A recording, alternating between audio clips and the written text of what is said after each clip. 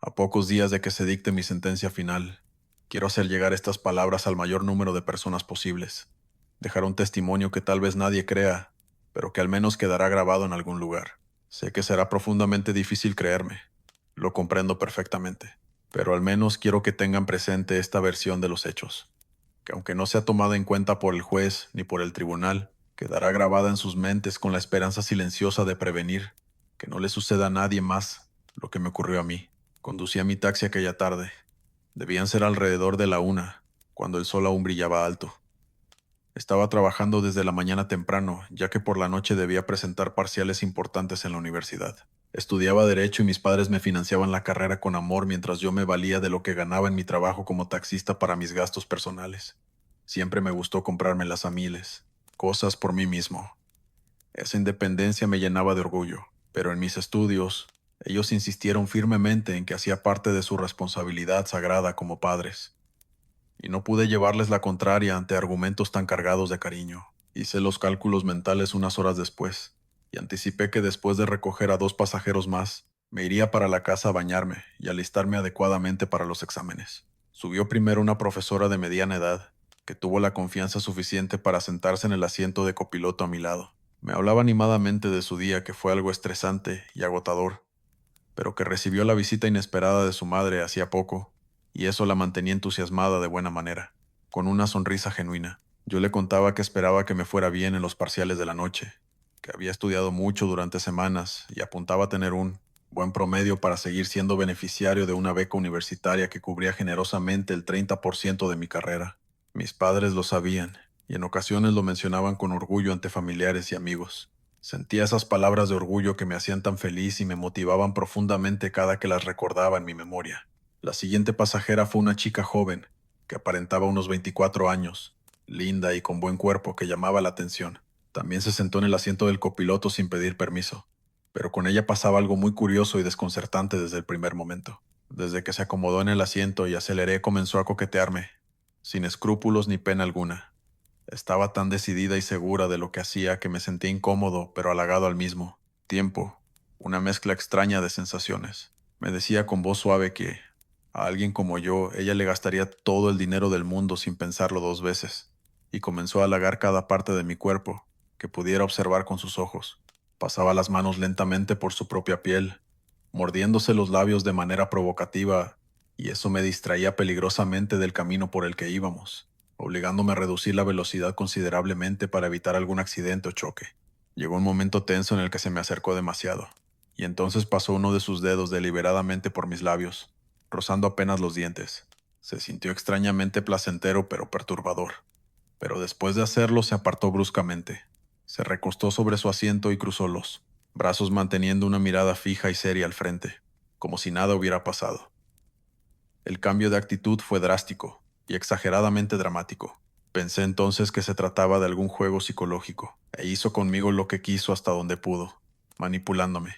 Llegamos a un semáforo en rojo y seguíamos sin decirnos una sola palabra. El silencio era denso, y entonces sacó un envase de talco blanco de su bolso y me lo arrojó directamente en la cara sin aviso. Quedé completamente aturdido por el polvo que me cegaba por unos instantes angustiosos, pero al recuperar la vista parpadeando, ella había desaparecido del auto. No escuché el sonido de la puerta abrirse o cerrarse. Nada. Y a través del cristal no la divisaba por ningún lado. El lugar estaba completamente desolado y era físicamente imposible que corriera tan rápido como para desvanecerse así. Me sentí como un tonto. Esa chica me había engañado por completo de la manera más extraña, pero nada me sacaba de la cabeza que era imposible que huyera esfumándose de esa manera sobrenatural. Limpié mi cara como pude con las manos temblorosas, y entonces arranqué nuevamente el motor, esta vez en dirección hacia mi casa, queriendo olvidar el incidente. Pero entonces comencé a sentir una molestia creciente en los labios, y empezaron a dolerme intensamente, al mismo tiempo que mi cuerpo entero se adormecía de forma progresiva. Lo primero que se me vino a la mente fue que la chica de alguna manera había hecho que consumiera alguna sustancia alucinógena potente, que tal vez se untó en el dedo con el que hice contacto, pero la sensación era increíblemente extraña y antinatural. Mi cuerpo se adormecía, pero no perdía las fuerzas sino el control consciente de mis movimientos. Mis pies seguían pisando los pedales del auto, y mis manos giraban el volante como si mi mente se los ordenara automáticamente, sin que yo tuviese que hacer algún esfuerzo voluntario. Pronto la vista se me nubló tanto que todo era completamente borroso y distorsionado, y ni siquiera así el auto se detenía. Seguía avanzando. Me recuperé parcialmente a los pocos minutos, estando aparentemente normal otra vez. Pero entonces noté algo profundamente raro y aterrador. No había un solo auto transitando por las calles, y todos los semáforos estaban simultáneamente en verde, algo imposible. Se sentía un silencio abrumador y aterrador, difícil de explicar con palabras adecuadas. Primero anduve a una velocidad baja y cautelosa, pero en vista de que todo aparentaba estar normal, aceleré gradualmente, y entonces impacté violentamente contra algo que no pude ver con mis ojos. No fue mi imaginación, lo juro. El auto se movía bruscamente con los golpes, pero delante de mí no había absolutamente nada, ni a los lados ni detrás. Estaba aterrado de pensar que estaba alucinando gravemente, y despertaría en una situación mucho peor después de que alguien hubiera hecho algo terrible conmigo. Entonces me desesperé incontrolablemente y arranqué a toda velocidad sin pensarlo. Impactaba con algo completamente invisible. Una y otra vez, los golpes resonaban. Y entonces comencé a escuchar gritos desesperados de personas insultándome, maldiciendo mi nombre, y otros gritando aterrorizados, que me detuviera inmediatamente. Luego se escucharon sirenas distantes de patrullas de policía aproximándose, pero todo seguía exactamente igual. No veía nada ante mis ojos. No fue hasta que me estrellé con algo sólido que me sacudió por completo, obligando al auto a detenerse violentamente y activando las bolsas de aire. No perdí el conocimiento por completo, afortunadamente, así que con las pocas fuerzas que me quedaban abrí la puerta y salí tambaleándome. Caí al piso de rodillas y entonces miré hacia atrás. Humo, aglomeración, gritos, odio, desesperación, todo eso reflejado en personas que lloraban desconsoladamente, a otras que yacían tiradas sin vida en el piso ensangrentado. Me seguían maldiciendo con furia. Y entonces me di cuenta de la realidad horrible antes de caer desmayado. Eso lo había hecho yo. Desperté horas después en un hospital donde estaba esposado firmemente a la camilla fría. Un oficial serio frente a mí me dijo con voz grave que fui el responsable directo de quitarle la vida a más de 15 personas inocentes, incluyendo menores de edad. Le expliqué desesperadamente lo que pasó, pero los exámenes médicos arrojaron que mi mente no fue perturbada por ninguna sustancia extraña o alucinógena. Mi cuerpo estaba limpio. No tenía sentido alguno. Estaba seguro de que algo me tuvo que haber hecho aquella mujer misteriosa, pero mi versión nadie me la creyó. Nadie quiso escucharme. Aceptaré la sentencia del juez y espero sinceramente que estas palabras ayuden a que no le pase a nadie más. El mal tiene muchas maneras de materializarse en este mundo, y una muy frecuente es usar una cara y cuerpos tentadores que nos alejan de la realidad. Gracias por compartir mi historia. Continuamos. Cuando en reuniones, fiestas o encuentros amigables o familiares mencionan casos incoherentes, controversiales, difíciles de creer o sin explicación alguna, siempre se me viene inevitablemente a la mente lo que me sucedió en el año 2017. Nunca en mi vida me hubiera esperado algo como aquello, y la manera en la que todo terminó me dejó sin dormir por varias noches consecutivas, teniendo que incluso recurrir a la ayuda profesional de psicólogos y demás especialistas para poder tener una oportunidad de continuar con mi vida, dejando aquello en el pasado. Soy René y esta es mi historia. Me encontraba laborando como taxista desde hacía más de 5 años para ese entonces. Comencé en eso desde que mi madre enfermó gravemente y mis hermanos se hicieron cobardemente la vista gorda. Me vi obligado a dejar mis estudios universitarios para comenzar a trabajar y poder pagarle sus medicamentos, los cuales no eran para nada baratos. Papá nos abandonó desde muy niños. Había escuchado que esperaba gemelos de su nueva esposa, y era más que un hecho que su antigua familia éramos cosa del pasado para él. Me parecía profundamente injusto que toda la responsabilidad cayera sobre mis hombros, pero las noches hablando con mi madre eran la mejor parte del día. Me desestresaban completamente. Veíamos películas, comíamos helado. En serio me sentía como un niño a su lado. El cáncer se extendía y los doctores hacían todo lo que podían, pero yo le apremiaba a ella lo fuerte que era. Se le veía perfectamente sana, de no ser por la cuestión del cabello perdido. Nadie pensaría en la enfermedad que padecía. Cada mañana, antes de irme a trabajar, me daba la bendición de Dios, y eso me fortalecía el espíritu. Fue entonces cuando el día inesperado llegó. Debían ser como las 7 de la noche más o menos. Me había ido bien en todo el día. Apenas me dio tiempo para almorzar. En serio me sentí bendecido, y tenía en mente sacar a pasear a mamá para el fin de semana. Se lo merecía. Mi mente solo pensaba en eso hasta que vi sobre la acera dos hombres estirándome la mano pidiendo transporte. Me sentía un poco cansado, así que declaré mentalmente que después de llevarlos a ellos me iría directo a casa a descansar. El tiempo me alcanzaría para ver una película con mi madre, o al menos eso pensaba. Uno de los hombres se subió atrás y otro en el asiento de copiloto. Este último sostenía una Biblia gastada en sus manos, y adornaba su rostro con una sonrisa que me causaba algo de gracia. Ya me habían dicho hacia dónde querían que los llevara, así que arranqué hacia esa dirección. No tardaron en entablar una conversación entre ellos, y el tema era algo incómodo, por así decirlo. Decían que la Biblia de los cristianos era pura farsa, y que la mayoría eran cuentos inventados o alterados para poder formar un sistema que controlase a las masas.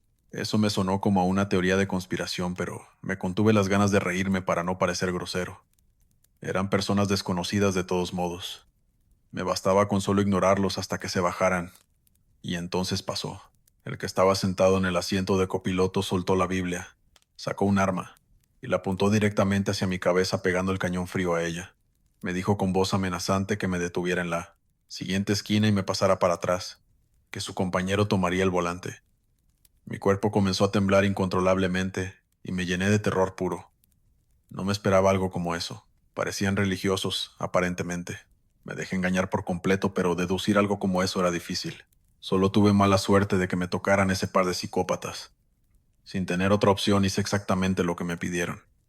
Detuve el auto y me pasé para atrás. Uno comenzó a manejar mientras el otro me apuntaba con una segunda arma que tenían escondida. Comenzaron a reír como desquiciados y estrecharon las manos, como si hubiesen tenido éxito en alguna misión importante. Aquella apariencia de personas sanas se esfumó por completo en segundos. Empezaron a abrir las cuencas de sus ojos con una exageración increíble e incómoda. El que me amenazaba a mí movía el arma de un modo muy peculiar con su muñeca, dándome la sensación de que en cualquier momento dispararía quitándome la vida al instante, o sumergiéndome en un dolor incontrolable e insoportable. No había pensamiento que me produjera calma alguna en ese momento. Solo un milagro me salvaría, y ellos no eran tontos. Me despojaron de mi celular y me revisaron minuciosamente para asegurarse de que no me iba a convertir en un problema más adelante. De repente, comenzaron a mencionar un nombre extraño que nunca en mi vida lo había escuchado. Tanto así que no puedo recordarlo con tranquilidad, y ni siquiera tenía la certeza de que se estaban refiriendo a una persona. Solo decían que ese sacrificio lo iba a poner contento, y que entonces el exilio se acabaría. Recompensaría su error y serían bienvenidos nuevamente.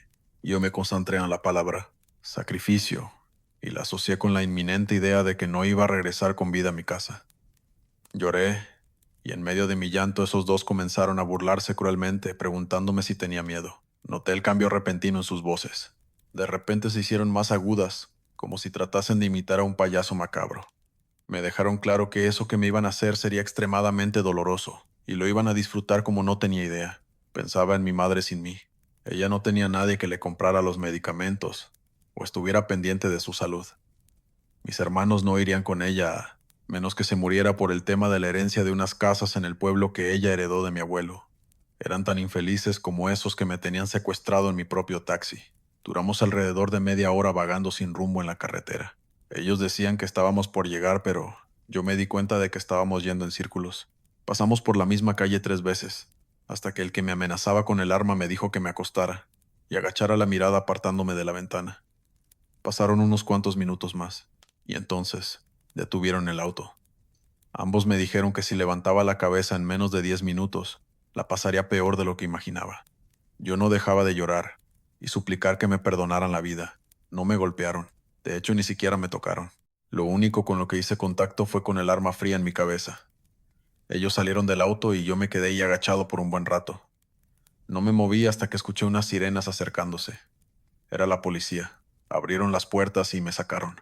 Me hallaron en un estado tan patético que daba pena. Me interrogaron y les conté todo lo que pasó. Horas después atraparon a los secuestradores y los interrogaron. Eso fue lo más controversial del caso. Me habían abandonado debajo de un puente y fueron atrapados tratando de robar una juguetería cerrada. Le dijeron a la policía que ellos pertenecían a una secta de la que fueron expulsados y que solo buscaban redención para volver. Lo intrigante fue que cuando les preguntaron sobre mí, ellos se negaban rotundamente a hablar. Confesaron todo de lo que se les acusaba, pero nunca dijeron el por qué lo Hicieron ni la razón por la cual me perdonaron la vida. Fueron apresados y nunca volví a saber más de ellos. He pasado el resto de mi vida preguntándome qué pasó y espero nunca encontrar la respuesta. Dale me gusta y suscríbete si lo estás disfrutando. Continuamos. Trabajar como taxista es una labor que, si bien algunos la consideran estresante, en mi caso es todo lo contrario. Hablar con pasajeros y saber sobre lo diversas que pueden ser las vidas de las personas en comparación con las de otras es un poco interesante. Sí, es un poco agotador, pero me he acostumbrado a ver el vaso medio lleno. Esos pensamientos me provocaron un nivel de confianza tan elevado que me hicieron tomar una decisión no solo dudosa, sino también cuestionable. Y fue eso lo que le dio origen a esta historia que ocurrió en el 2019. Mi nombre es Mateo. Siempre me ha gustado relacionarme bien con otros colegas taxistas. De hecho, con algunos tenía un grupo de WhatsApp para saber sobre cualquier accidente u otra cosa que estorbara en las vías y provocara retrasos. Por consejo de un amigo comencé a usar la aplicación de Uber, ya que de ese modo se conseguían pasajeros, al mismo tiempo que calculaba la ciudad en busca de estos. Para ser honesto, me servía mucho. El cambio se notó principalmente en mis ingresos, y eso no solo me subió el ánimo a mí, sino también a mi esposa, quien estaba embarazada para ese entonces. El dinero extra lo ahorraba para el nacimiento del bebé, y lo que nos sobraba a fin de mes lo usábamos para ir comprándole las cosas que iba a necesitar. No queríamos que el parto nos agarrara por sorpresa, y gracias a Dios nos iba bien en todos los aspectos que se pudieran considerar esenciales. De un momento a otro, algunos compañeros comenzaron a decir que por las madrugadas salía una petición extraña en Uber, de un pasajero que se encontraba fuera de la ciudad. Según algunos, todos los taxistas que aceptaban desaparecían misteriosamente. Yo me mantuve muy escéptico ante ese tema, ya que curiosamente, los que desaparecían no eran conocidos míos directos, así que no podía comprobar si era cierto o solo una farsa, un cuento para asustar a mis colegas si hubiera menos competencia. Pero aún así el asunto con ese pasajero me resonaba en la cabeza. No podía sacarlo de mi mente sin importar lo que hiciera para distraerme. Y entonces ocurrió que uno de mis colegas más cercanos me escribió diciéndome que aceptaría el servicio de ese pasajero por la noche. Y al día siguiente, tal y como se rumoraba, desapareció. Fue en ese momento en el que confirmé que sí eran ciertos los rumores y consideré seriamente desinstalar la aplicación para no verme tentado a aceptar.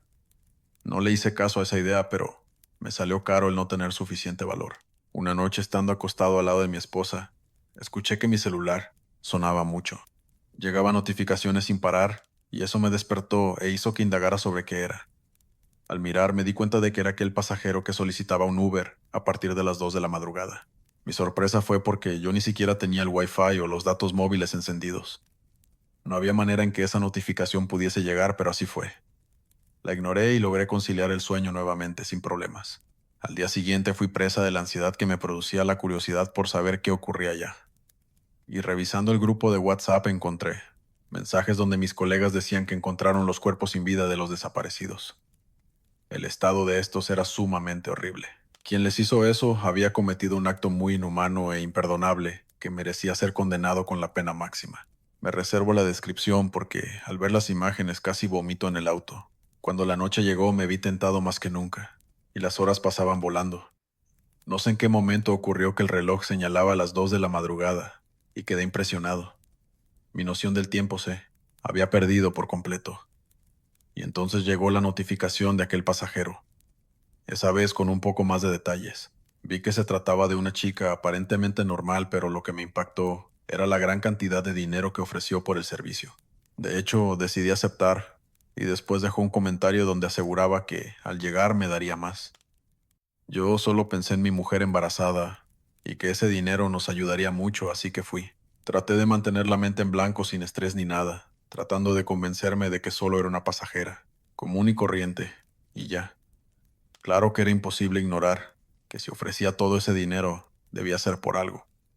Llegué después de media hora, y en serio estaba muy lejos. La vi parada a un lado de la carretera con un bolso colgando de su hombro, y las manos juntas por encima de la entrepierna.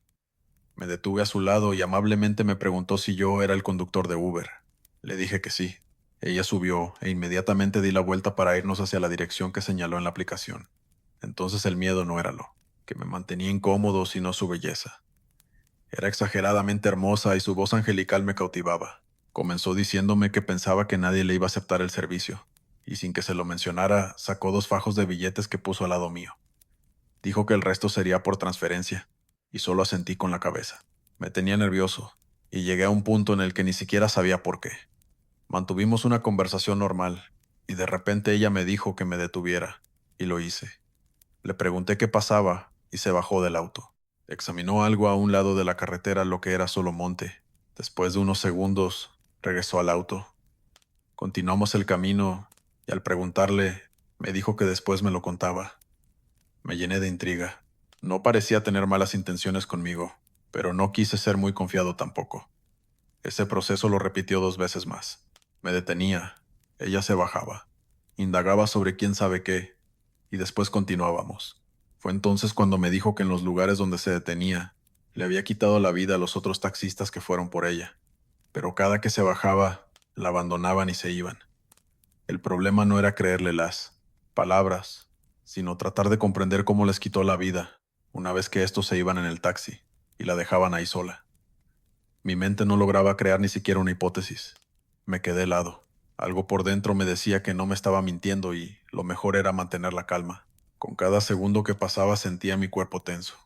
Las manos sobre el volante me temblaban y sudaba sin importar el aire acondicionado del auto. Tuve que disimular mi respiración agitada, y de reojo la miraba a ella, quien mantenía la mirada fija en mí, esperando que hiciera o dijera algo que le diera razones para quitarme la vida quién sabe cómo, así como hizo con los demás. No sabía qué hacer. Me sentía atado de manos y sin opciones.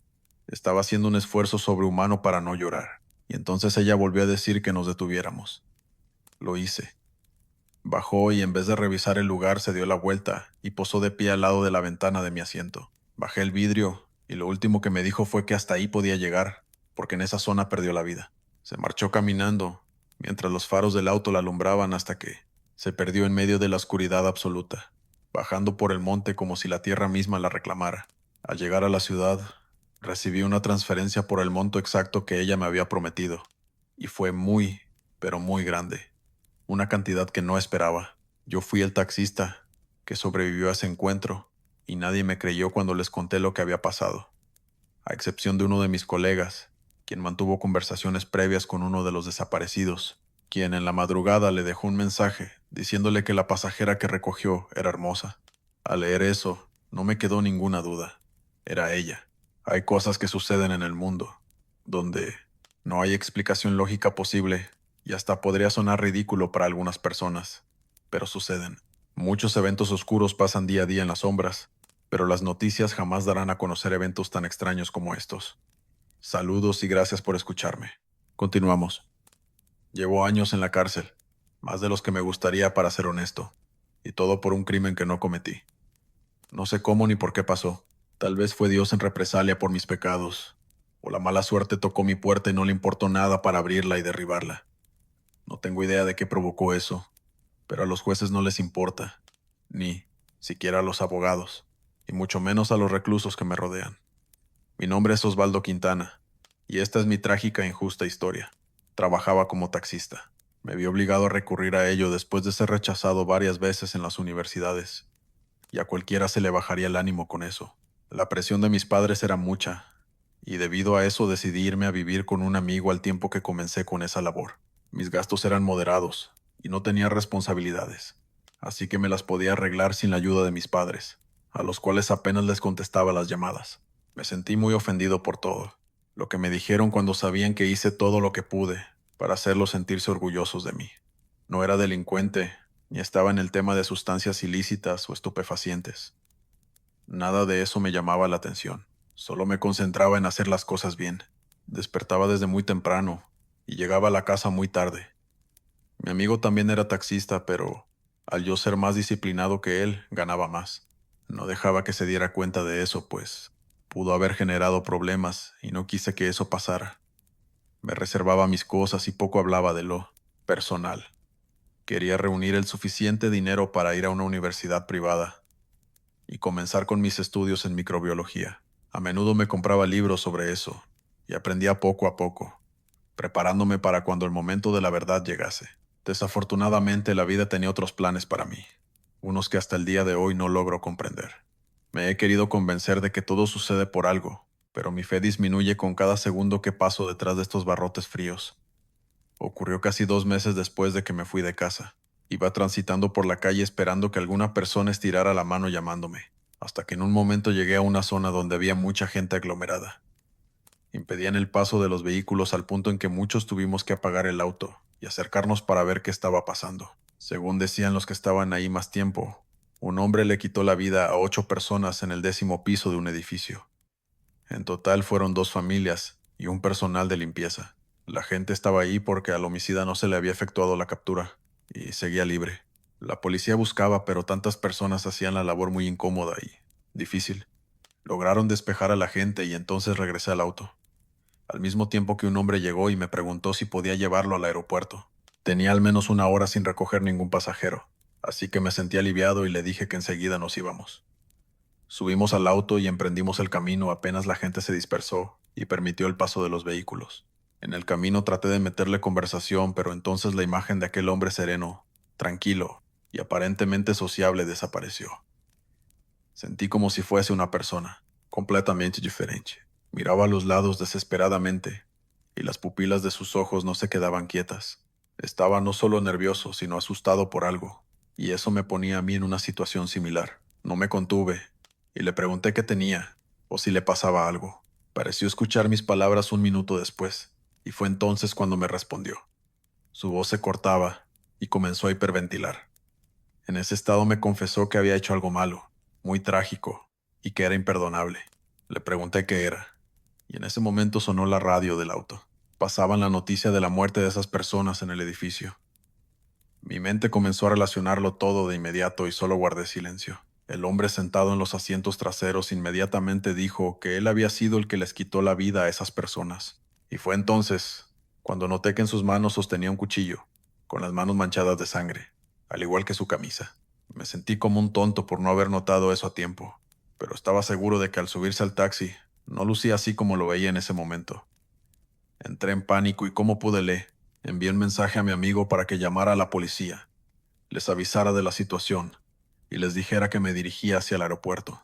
Traté de mantener la calma, pero por la radio comenzaron a decir que faltaba una persona y que debió haber sido secuestrada por el homicida y autor del crimen. Le pregunté dónde estaba la chica que faltaba, y el hombre sin ningún tipo de duda me dijo que estaba en el maletero del auto. Al decir eso ya me encontraba en el aeropuerto. Me detuve, y entonces lo miré a los ojos. No mentía. Estaba llorando, y apretaba fuertemente el cuchillo. Ni siquiera tuve tiempo de reaccionar. La policía llegó y abrió bruscamente las puertas del taxi. En un momento de perturbación en el que me sacaron por la fuerza dejé de ver al hombre, y comencé a gritarle a los oficiales que lo arrestaran, que él era el culpable y no yo. Revisaron el auto y me llevé una gran sorpresa al escuchar que uno de los oficiales dijo que no había nadie atrás. Buscaron en el maletero y encontraron a la chica viva, desmayada y amarrada. No sabía en qué momento la subieron. Si fue en aquella aglomeración, alguien debió haberla visto. ¿Cómo eso pudo pasar tan desapercibido? Me llevaron a la estación de policía como el presunto homicida de todos. Les expliqué todo 1000 veces, y al final me preguntaron cómo era ese hombre. Di la descripción, y se dieron cuenta que correspondía a las características de una de las 8 personas que fueron asesinadas. Nada tenía sentido. Me estaba volviendo loco y no les importaba lo que les decía. Me condenaron a más de 30 años de cárcel y no han logrado rebajarme la pena hasta el día de hoy. No comprendo. ¿Qué pasó? Y he sido tan maltratado en la cárcel que no sé por qué no he tenido el impulso de quitarme la vida. Te envío esta historia desde las rejas. Mi sobrino escucha tu contenido y me dijo que valía la pena compartir mi historia. Les mando un saludo a todos desde Ecuador. Buenas noches. A pocos días de mi sentencia quiero hacer llegar estas palabras al mayor número de personas posibles.